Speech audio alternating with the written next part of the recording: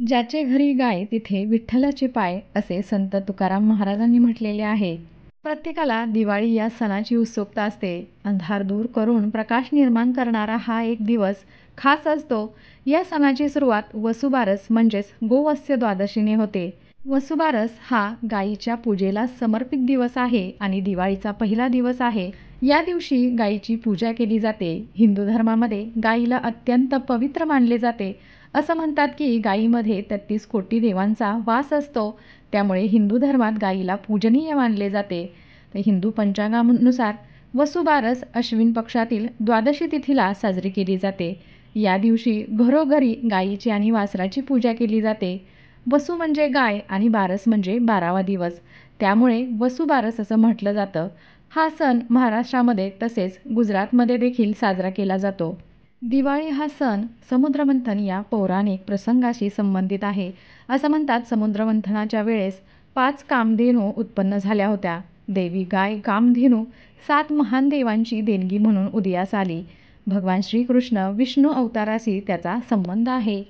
दिवाळी उत्सवाची सुरुवात वसुबारसपासून होते. अश्विन कृष्ण पक्ष एकादशी शुक्रवार 17 ऑक्टोबरला वसुबारसाचा सण साजरा केला जाईल.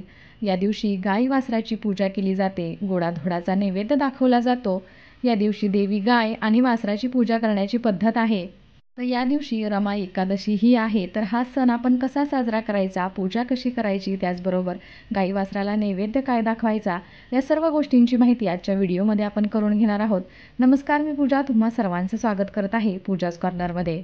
एकादशी तिथी 16 ऑक्टोबर रोजी सकाळी 10:35 सुरू होईल आणि एकादशी तिथी 17 ऑक्टोबर रोजी सकाळी 11:12 संपत आहे. तर सनातन धर्मात प्रदोष व्रता आणि रात्रीची पूजा वगळता सर्व सणांसाठी सूर्योदयापासून तिथीची गणना केली जाते. या कारणास्तव रमा एकादशी 17 ऑक्टोबर रोजी साजरी केली जाईल. तर वसुबारसच्या दिवशी तुम्ही सकाळी रमा एकादशीची पूजा करू शकता आणि संध्याकाळी आपल्याला वसुबारस म्हणजेच गाय वासराची पूजा करायची आहे. तर ही पूजा आपण एकत्रितही करू शकतो. तुम्ही जर तुमच्या देवघरामध्ये आधीच पूजा केली असेल तर संध्याकाळी फक्त गाय वासराची पूजा करा. तर इथे एका चौरंगावरती मी लाल वस्त्र अंथरलेलं आहे. गणपती बाप्पांची मूर्ती घेतलेली आहे. तुमच्याकडं पितळेची गाय वासराची मूर्ती असेल तर ती आपल्याला घ्यायची आहे. आणि जरी तुमच्याकडे गाय वासराची मूर्ती नसेल तर तुम्ही या दिवशी नक्कीच पितळेची गाय वासराची मूर्ती खरेदी करून त्याची स्थापना किंवा त्याची पूजा आपण आपल्या मंदिरामध्ये, आपल्या देवघरामध्ये या दिवसापासून सुरू करू शकतो. तर यावर्षी नक्कीच तुम्हाला जर खरेदी करायची असेल तर गाय वासराची मूर्ती आपण खरेदी करायची आहे. छोटी असो किंवा मोठी अशा पद्धतीने आपल्याला गाय वासराची मूर्ती खरेदी करायची आहे. ज्या मूर्तीमध्ये वासरू हे गाईला पित आहे अशा दृष्टीने ही मूर्ती असते. तर अशाच मूर्तीची आपण खरेदी करणार आहोत. समुद्रमंथनातून 5 कामधेनू उत्पन्न झाल्या होत्या. त्यातून नंदा नावाच्या धेनूला उद्देशून हा सण साजरा केला जातो. तर पूजा कशी करायची आणि त्यासाठी काय काय साहित्य लागेल हे तुम्हाला मी थोडक्यात सांगते. तर या दिवशी आपल्याला गाई वासराची मूर्ती लागणार आहे. गणपती बाप्पांची मूर्ती लागणार आहे. बाळ श्रीकृष्ण जे आपल्या देवघरामध्ये असतात, एकादशी असल्यामुळे आपण श्री बाळकृष्णाची ही मूर्तीची पूजा करणार आहोत. तर इथे पहा, एका तामणामध्ये मी हळदी कुंकू घेतलेलं आहे, चंदन घेतलेलं आहे, तुपाचा एक दिवा, कापूर आरती घेतलेली आहे. त्याचबरोबर माझ्याकडे एक अशी तुळस आहे. तर एकादशी म्हणून मी ही तुळस पूजेमध्ये ठेवणार आहे. स्वच्छ पाणी घ्यायचं आहे, पंचामृत घ्यायचं आहे, विड्याची पानं, फुलं घ्यायची आहेत. नैवेद्यासाठी आपल्याला खडीसाखर आणि गूळ खोबऱ्याचा तसंच फळांचा नैवेद्य. त्याचबरोबर या दिवशी जर गोडाचा पदार्थ बनला असेल तर तोही नैवेद्य म्हणून तुम्ही दाखवू शकता. आणि याच दिवशी उडदाचे वडे, भात किंवा गोडाधोडाचे पदार्थ करून ते गाईला खाऊ घालतात. तर या दिवशी सकाळी लवकर उठून आपल्याला सर्वप्रथम आपल्या देवघरातील पूजा करून घ्यायची आहे. घरे, रस्ते, गोशाळा मातीच्या दिव्यांनी या दिवशी आणि फुलांनी सजलेले असतात. जर तुमच्याकडे गाई वासरू असेल तर तुम्ही तुमच्या गोठ्यामध्येही ही पूजा करू शकता. आंघोळ झाल्यानंतरच त्यांच्या कपाळावरती हळद, सिंदूर आणि चंदनाची पेस्ट लावली जाते. गाई आणि त्यांच्या वासरांना नंतर भव्य कपडे, सुंदर दागिने आणि फुलांच्या माळा घातल्या जातात.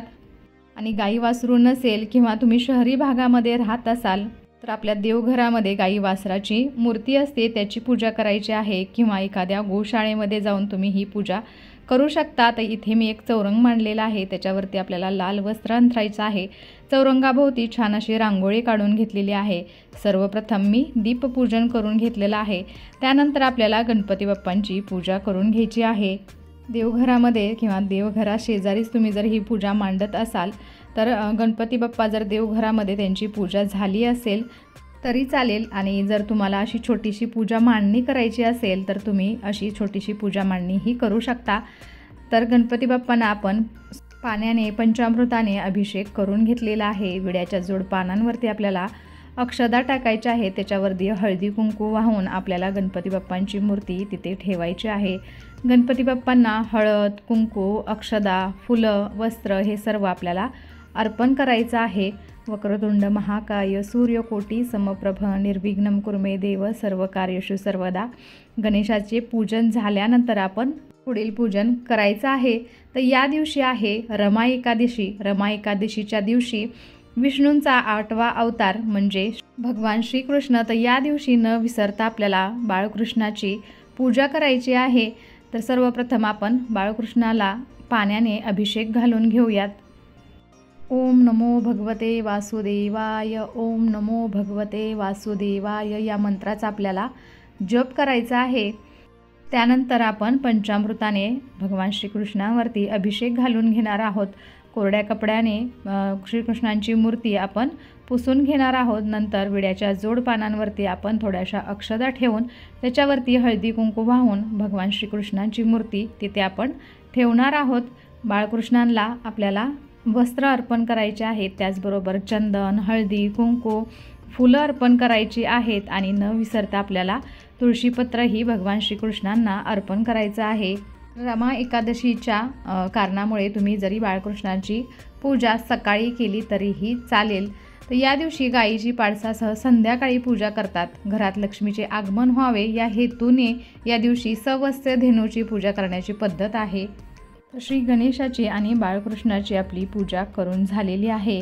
बाळकृष्णांना आणि गणपती बाप्पांना दीप धूप दाखवून घ्यायचं आहे। त्यानंतर आपण गाई वासराची पूजा करून घेणार आहोत। दिवाळीच्या आगमनाची तयारी सगळीकडे असते। घर गोटे स्वच्छ केलेले असतात, सगळीकडे आनंदी वातावरण असते। शेतावर शेतीची इतकी दिवस राखवणीसाठी गेलेली गाय आपल्या बछड्यासह वसुबारसेला संध्याकाळी परत येणार असते, तेव्हा तिचे स्वागत करूनच तिच्या मागोमाग येणाऱ्या वासराला दिवाळीच्या वसुबारसेला उंबरट्यात ओवाळून घरात घ्यायची असते। शेतीकामात मदत करणाऱ्या सर्वच जनावरांविषयी भारतीय संस्कृतीत प्रेम आहे। गाय तर कुटुंबातीलच एक सदस्य असते। घरातले अखंड मातृत्व म्हणजे गाय। आईसारखीच मायाळू सोशिक तसेच वासराला गोंजारून बोलवणारी, तिचं हंबर न ऐकणं, कुणाच्याही हृदयात वात्सल्य दाटून यावं अशा गोमातेचे पूजन तिच्या वासरासह या दिवशी करायचे असते। या दिवशी दूध आणि दुधापासून बनवलेले पदार्थ आहारात घ्यायचे नाहीत। कामधेनूचे रूप आपल्या घरच्या गायीत पाहून तिची पूजा करायची असते। तर इथे पहा गाई वासराला आंघोळ घालून झालेले आहे। विड्याच्या 2 जोड पानांवरती अक्षदांचं आसन तयार करून आपण त्याच्यावरती हळदी कुंकू वाहणार आहोत आणि गाई वासराची मूर्ती स्वच्छ कपड्याने पुसून आपण तिथे ठेवणार आहोत। त्याआधी गाई वासराच्या मूर्तीला आपण चंदन लावून घेऊयात। नंतर हळद कुंकू अक्षदा वाहून फुलांची माळ त्यांच्या गळ्यात घालायची आहे। घरी गुरे वासरे असणाऱ्यांकडे या दिवशी पूर्णावरणाचा स्वयंपाक म्हणून नैवेद्य दाखवला जातो। घरातील स्त्रिया एकभुक्त राहून सायंकाळी सवस्य म्हणजेच वासरासह असलेल्या गायीचे पूजन करतात। आपल्या मुलांना चांगले आरोग्य मिळावे व सुख लाभावे म्हणून ही पूजा करायची आहे। गोवर्धन पर्वताचीही या दिवशी पूजा करतात। मातीचा गोवर्धन बनवून त्याची पूजा करायची आहे आणि या दिवशी भगवान कृष्णांची कथा वाचायची आहे। गायीसाठी किंवा गौशाळेसाठी आपल्याला दान करायचं आहे, जसे की घास धान्य किंवा पैसे ब्राह्मण किंवा गरजू व्यक्तींना दान द्यायचं आहे।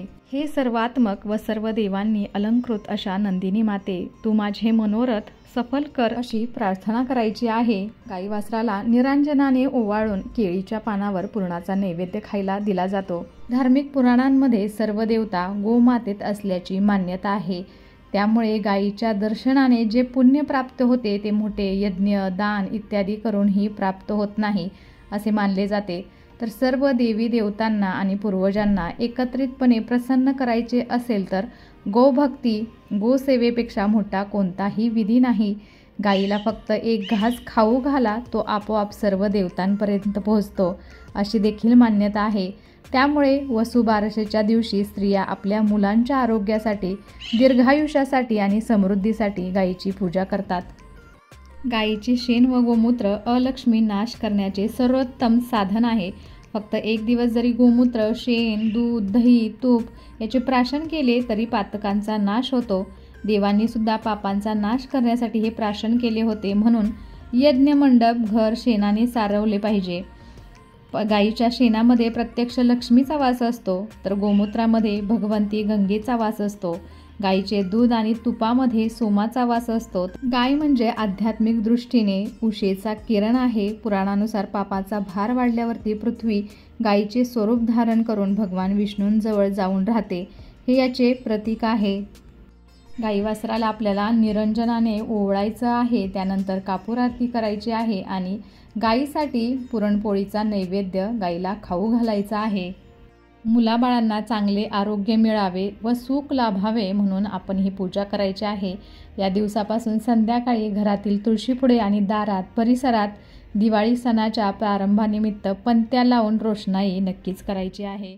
तर या दिवशी स्त्रिया बाजरीची भाकरी आणि गवारीच्या शेंगांची भाजी खाऊन उपवास सोडतात.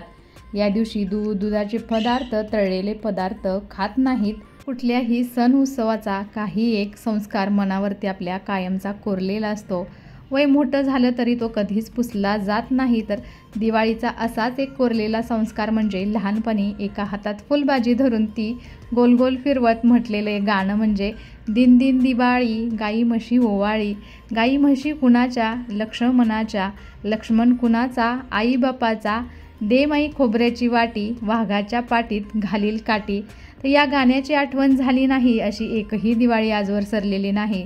आधी म्हटल्याप्रमाणे गाय किंवा कामधेनू आपल्या हिंदू संस्कृतीनुसार सर्वात पवित्र प्राणी आहे. कामधेनू ही मूळची स्वर्गात राहणारी देवी गाय आहे. कामधेनू गाय तुमच्या सर्व इच्छा पूर्ण करू शकते. म्हणून वास्तुशास्त्रात संपत्ती आणि आनंद मिळवण्यासाठी घरामध्ये कामधेनूची मूर्ती ठेवण्याची कल्पना केली आहे. त्यामुळे तिला वास्तू कामधेनू गाय असेही म्हणतात. स्नेहाच्या दिव्यात तेवते वात तेजाची, वसुबारस म्हणजे पूजा धेनू वासराची. दिवाळीचा पहिला दिवस वसुबारस निमित्त सर्वांना मंगलमय शुभेच्छा. ही दिवाळी तुम्हाला आणि तुमच्या कुटुंबियांना सुखाची, समृद्धीची आणि भरभराटी जावो. तर कसा वाटला आजचा व्हिडिओ आणि आजची पूजाविधी मला नक्कीच कमेंट करून सांगा. आणि अशा छान छान आणि माहितीपूर्ण व्हिडिओजसाठी पूजाज कॉर्नरला सबस्क्राईब करायला विसरू नका. त्याचबरोबर बेल आयकॉनही क्लिक करा, जेणेकरून तुम्हाला माझे नवनवीन व्हिडिओज असेच पाहता येतील.